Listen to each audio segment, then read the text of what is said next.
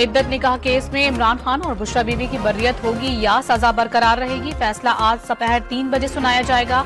District session जज अफजल मजूका अपीलों पर महफूज किया गया फैसला सुनाएंगे। सुप्रीम कोर्ट में आज मखसूस नशिस्तों की समाअत मुकम्मल होने का इम्कान। फुल कोर्ट तहरीक इंसाफ की फरीक बनने की दरख्वास्त का जायजा लेगा।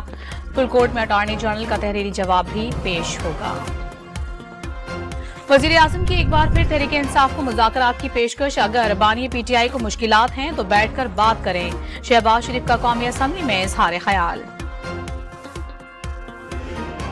तहरीक इंसाफ ने मुज़ाकरात के लिए बानी पीटीआई और कारकुनान की रिहाई की शर्त रख दी। नून लीग, पीपल्स पार्टी और एमक्यूएम से बातचीत से इनकार।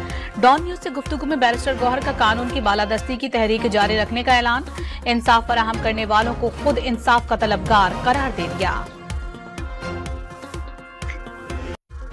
अमरीका में इलेक्शन का साल है। तहरीक इंसाफ ने उकसाकर अमरीकी ऐवान नुमाइंदगान में पाकिस्तान के खिलाफ करारदाद मंजूर कराई।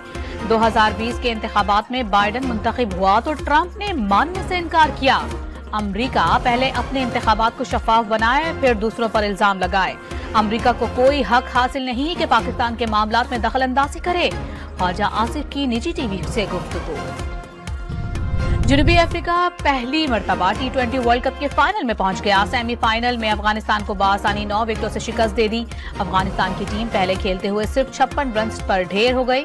तबरेज शम्सी और मार्को जॉनसन ने 3-3 विकेटें हासिल की। जनूबी अफ्रीका ने हदफ बआसानी 1 विकेट पर हासिल कर लिया। कराची में आज और कल गरज चमक के साथ बारिश की पेशगोई। मुख्तलिफ इलाकों में बूंदाबांदी, हल्की और गरज चमक के साथ मूसलाधार बारिश का इम्कान। कराची के मज़ाफात में आंधी और दीगर इलाकों में गर्द आलूद हवाएं चलेंगी। पंजगोर में ड्रग माफिया के खिलाफ कार्रवाई के दौरान एंटी नारकोटिक्स फोर्स की शहीद कांस्टेबल की नमाज जनाजा अदा। आला हुकाम और आला मकीनों की बड़ी तादाद में शिरकत की। ANF के चाको चौबंद दस्ते ने सलामी पेश की।